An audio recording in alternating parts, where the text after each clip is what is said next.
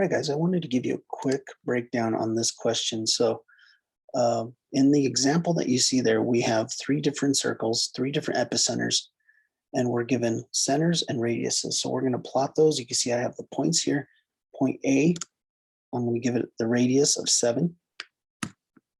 And there's my first radius. Point B is at 4, 6. It has a radius of 4.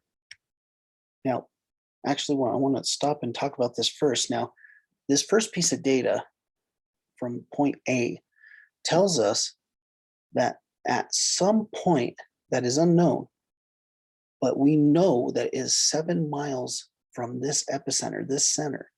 So some point along here, that's 7 miles from point A, is the origin of our earthquake.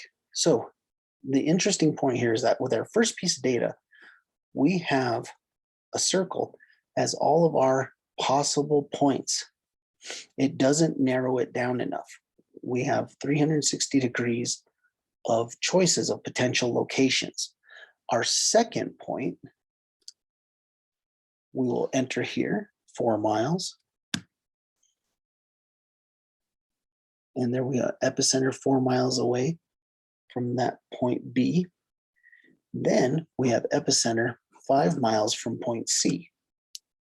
So now, at this point, after we've graphed the circle for point B, we can see that now this circle A of potential locations is now narrowed down to 2 potential locations. And I will put a point at both of them.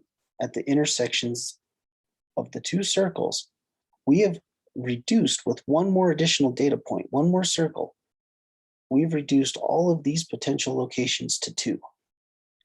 2 locations now. And with our third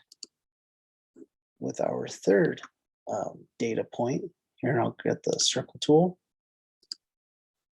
And we're 5 miles from this point. And now we can see point E here, where all 3 circles intersect. This is our epicenter.